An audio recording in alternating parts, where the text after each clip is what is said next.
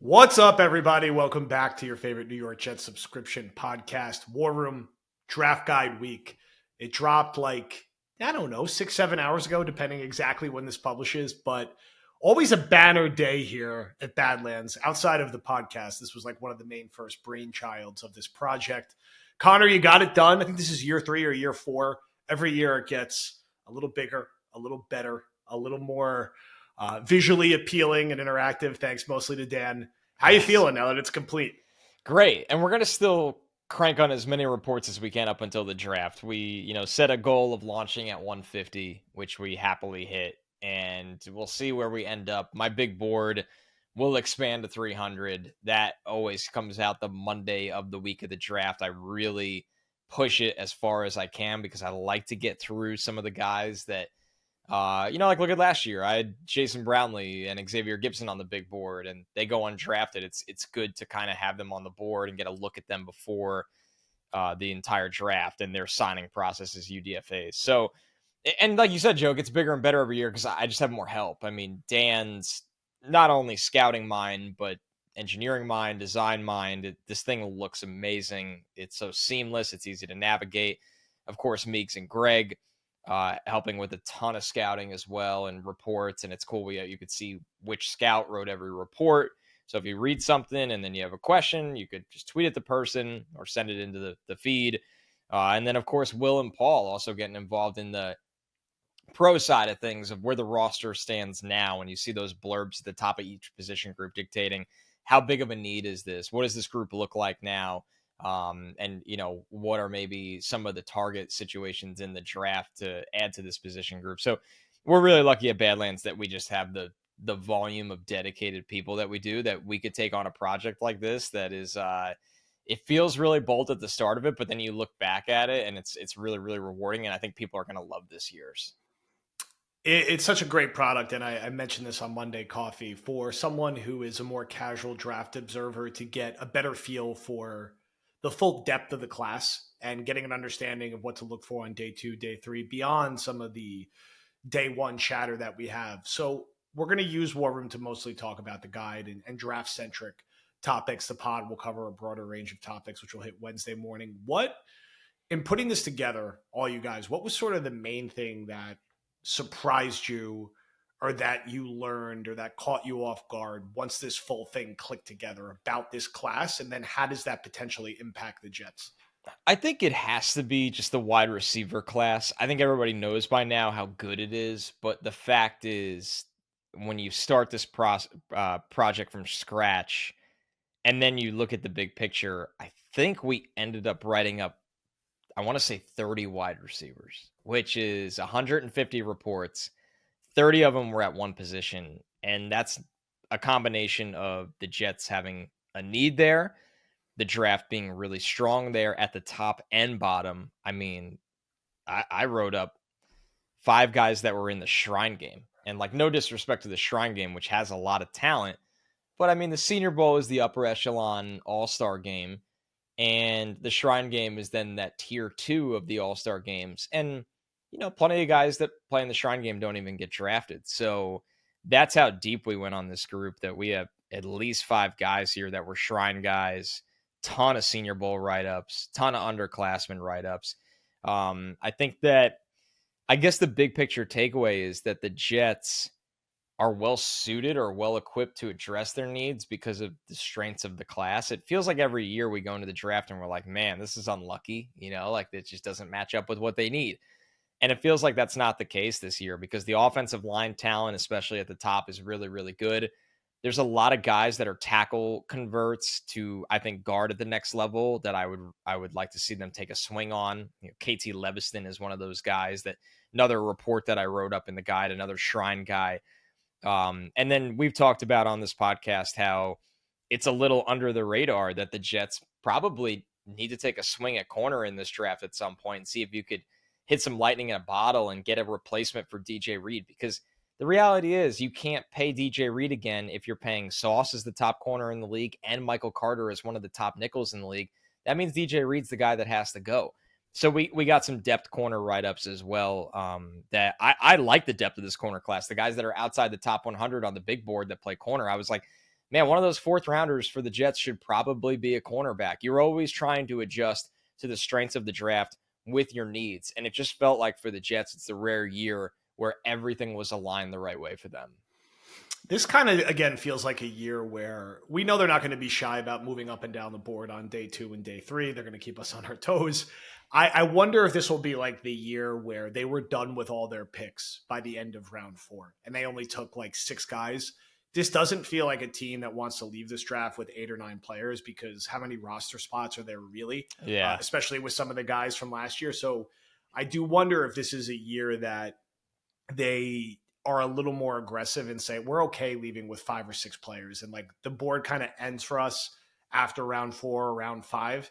And, you know, the rest will just be UDFA shots. And, you know, again, maybe wrong. Maybe they end up taking all these, you know, round 7 picks, but it doesn't feel like that kind of year with how veteran this roster is and how all in this roster is. And they have 2 4s, and that is sort of a means to be aggressive if they want. You know, again, we don't know if they're going to be able to trade down. There's chatter about them trading up. Safest money is that they end up staying put.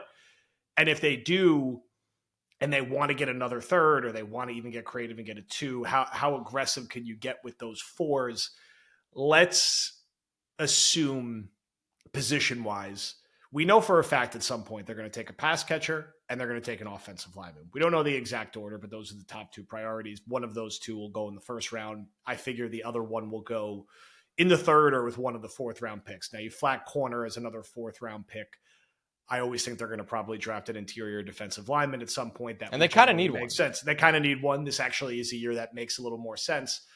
I would think maybe a year they don't do off-ball linebacker after Zaire Barnes last year.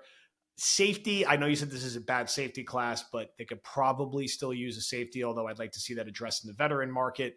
It doesn't feel like a year to take a running back that's probably a veteran that's added after they have their young running back in Izzy.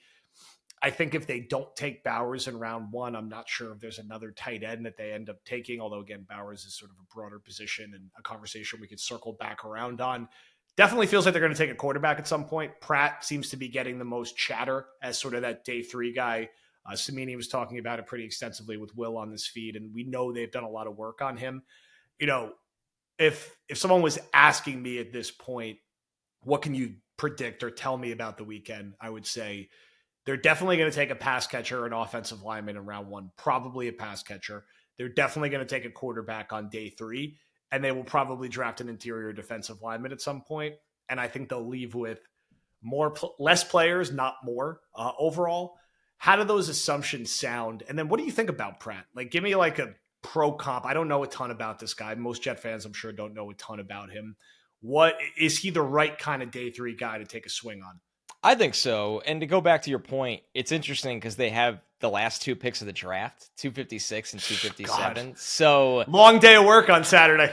Right. It's kind of one of those things where those picks, I don't know how you move them. I guess you could package them together and try to go up in the 7th round, but the way you usually look at those are 2 UDFAs that you get to pick.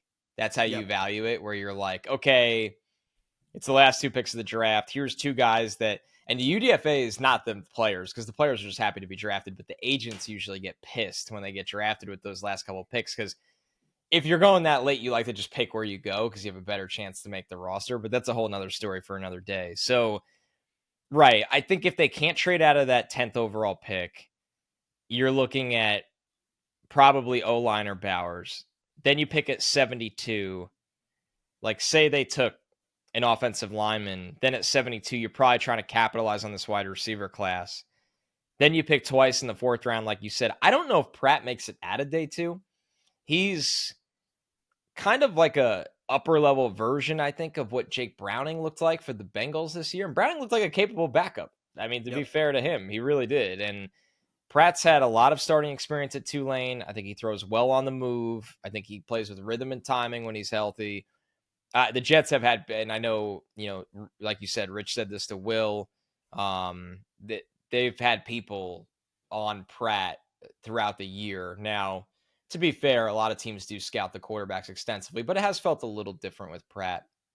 And then you look at maybe like if Pratt goes on day 2 and the Jets were like, well, we can't take him at 72. We needed him to fall to 4th round and he's gone. Do you look at Jordan Travis, an undersized guy with some mobility coming off the injury for Florida State? Maybe you get him in the 6th round at pick 185, something along the lines of that. You look at some of the other options you brought up, D tackle. I like Fabian Levet Sr. from Florida State with one of the 4th round picks, or maybe you can get him later. Maybe I'm higher on him than the league because he's a 2-gapping run stopper and he's really good at that. That's kind of what the Jets need next to Quinnen on those early downs. And then you let all the pass rushers flood the field on 3rd and long. The Jets have been really good at getting themselves in those situations. And then once again, if you want to take another swing at wide receiver at the end of day 3, whether it's in the 6th or 7th round as well, you brought up safety. We know what this regime likes to do. They like to kind of take these bigger DBs and use them as kind of flex defensive backs in the backfield. Pinnock, they really wanted to move from outside corner to safety. I think the thought with Bernard Converse was he could be a big nickel cover man. They do it so often that you kind of wonder, do they just do it is this a philosophy for them? So that'll be really interesting to watch. And there are a couple guys in this draft that are safeties that are really one-dimensional. Like Jalen Simpson from Auburn is kind of this corner safety. He's a cover guy, but he has no run defense ability. And then you look at, Keaton Oladapo from Oregon State. He's a downhill, true box safety, maybe matchups with tight ends in the slot, but he's a downhill, want everything in front of him run defender. So, yeah, I think we're on it with the position groups and the philosophy of this group. I guess what is interesting with this draft is it kind of feels like it's Joe Douglas. It's weird, right? You can make the argument, if you want to argue for Joe Douglas, you could say there was a lot of bad opinions the first year he was here with Gase and Greg Williams and all of that. And at the end of the day, you need to be responsible for your drafts. That's the job of a GM. I'm not excusing him at all. But then they get the new staff, and they've had a lot of ups and downs with that, but he had a lot of scouting help around him. Like Rex Hogan was assistant GM, Chow Alexander was here. And once again, they had ups and downs. They made some good picks. They made some bad picks. This year, it feels like now, to be fair to Douglas, he's given the staff a lot of guys that, like Will McDonald last year, was built for, they reached on Will McDonald, but he was built for Saleh's defense. When you look at that situation, you look at, they usually give Brant Boyer a pick. Or at least a priority UDFA. So he's getting a pick with these new kickoff rules too. He's getting a pick. Right. So unless they just go full crazy and throw Brees back there. But I think when you look at it, this feels like a draft where Joe Douglas just has to make these first 2 picks. And when you get back to that identity of what he likes, you would think there's a good chance at 10, if he can't trade out, which I can't emphasize enough because I'm sure he'd love to, it's going to be an offensive lineman or Bowers, two things that fit his type. And then you look at 72, he's taken a lot of swings on day 2 receivers. They took Elijah Moore at the very top of the 2nd round that year. They took Denzel Mims. It wouldn't shock you to see them go wide receiver on day 2 as well. This feels like a draft where Joe Douglas is just on his own. And I don't know if that's a good or bad thing. I think the way they're positioned, though, there's not a lot of variance at number 10 overall, which I think gives you some comfort. So one of my favorite things this time of the year and scrolling through the guide, getting a feel for this, and I've seen some of yours start to leak out already. What are your favorite pro player comps, particularly for some of the names that the Jets are associated with in round 1? And I ticked through it this morning, and there's 11 names the Jets could credibly end up with in round 1, which is about as wide of a group as I could remember. It's really the top 4 receivers: Bowers, Fatanu, Alt in a dream scenario, Fuaga, Fashanu, Latham, trading down and getting Mims or Guyton. It's really 11 or 12 guys overall that I could theoretically see a world they leave with, which is wild. I refuse to name any defensive players, and I won't discuss any defensive players.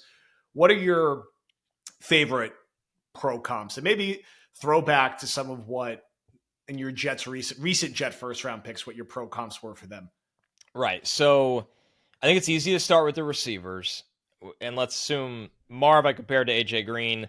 Neighbors I compared to DJ Moore. It's going to be hard for the Jets to get those guys. Adunze, it's going to be hard for them to get him. Keenan Allen. Bowers, I've said Kittle for a long time. Those are the skill guys. Brian Thomas Jr., Christian Watson. Then you look at the offensive linemen. I thought Taliza Fuanga, Darnell Wright, who the Bears took in the first round last year, just this big hulking tackle, could play guard and maybe have more upside at guard.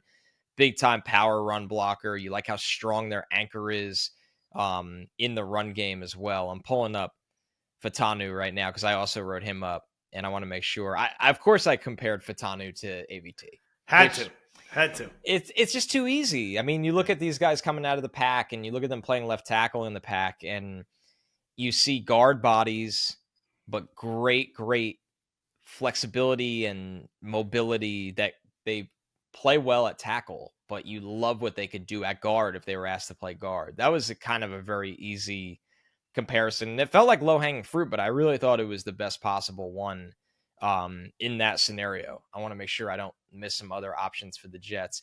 I mean, I don't think they're going to get Alt. I compared Alt to Lane Johnson, which is really rich. I hate doing that, but there's not a lot of human beings that come into the NFL looking like that with that kind of, build. I mean, they're just so tall. Alt's almost 6'9". He's got good arm length and he moves really, really well. And the thing with Lane, considering he didn't have a ton of playing experience, Lane was 6'6" with long arms, but he was one of the best athletes you'll ever see at the position. It's like, how does a guy this big move like that, get out of the gate like that? So that was a really, really interesting one to me as well. I'm trying to make sure I had a lot for the running backs. I agree with you. It feels like the Jets, you kind of already drafted your developmental back in Izzy, who we really like. Go get a veteran. Because if it doesn't work out with Izzy, then you have a vet. If it doesn't work out with Izzy and you just drafted another day 3 guy, probably has the same problems that Izzy had in terms of their eyes. Who knows what that offensive staff was seeing last year. So, yeah, there was definitely some really fun ones. I came up with a lot of comps this year. I mean, Quinyon Mitchell's not on the Jets' radar, you would think, but he reminded me of Jimmy Smith, the Baltimore corner that was so underrated for so long. That was a really, really interesting one to me as well. Dallas Turner, if we do talk about a defensive player, I mean, Adafe Owe on the Ravens, just this freakish athlete on the edge that is kind of figuring out how to get his hands working and play the position with more versatility, but just so gifted that you feel like they'll kind of figure it out. So, yeah, I mean, it's a fun exercise because it can paint the picture of what guys can be. And then let's assume the Jets could draft a wide receiver with that 72nd pick. It's hard to figure out who most likely makes it there. I mean, obviously, this is a fun Jets related one. Like, I don't think Keon Coleman's there at 72, but he reminded me of Braylon Edwards. And Keon Coleman has a lot of, raw aspects of his game that need to be ironed out before he's an effective NFL player. But just to go up and win the ball at the high point like Braylon could, and that athleticism and body type, it was a throwback to Braylon for sure. It's a lot of exciting potential out there, and not just round one, where again it's very hard for the Jets to go wrong, I feel like, but there's no reason that they can't find guys in round 3 and in round 4 at major positions of need. And look, there definitely is a scenario they end up with a second round pick, which would be particularly exciting, make day 2 a little more fun, where we're not just sitting around waiting for one pick. Here's one for you. I don't want to forget this one because I think he's in play at 72 if he made it. Malachi Corley from Western Kentucky. Everybody compares him to Deebo Samuel. I thought he was kind of a shorter Cordarrelle Patterson. And I know Patterson. We know the Jets have had interest in Cordell in the past. Right. They look for that. Hey, this gadgety guy that we could do all these different things with. That's Corley. Corley's one of the best creators with the ball in his hands not just in this draft, of the last couple of years. So I would keep an eye on Malachi Corley as well. We are very excited to be partnering with Underdog this NFL season. We've already tested out a few best ball drafts, both in football and in MLB. I've been sharing my pick'em picks across NBA, which I've been doing quite well on, so you should follow them. And we've been having some good Discord chatter. So sign up for Underdog Fantasy, use promo code Badlands, get a deposit match, and get ready to ramp up as the season gets here, because there are some massive best ball drafts that are going to be upcoming. We're trying to warm you guys up with some smaller ones now, because a couple big ones are going to hit. I think we have a couple spots available on our recent one right now that I'm going to bully Connor into joining after we get off this. CR, any words on Underdog? Pick'ems are a blast. I mean, especially this time of year where we're just dying for some football or any kind of competitive spirits. And you got hockey, which I absolutely love. You are killing the NBA. We got baseball. And of course, like you said, I would want to get in on this before you and I start some of our bigger action best ball drafts, which are going to be community based, first come, first serve, wide open. It's not private invite. We're just going to drop the information. People jump on in. It's going to be a lot of fun.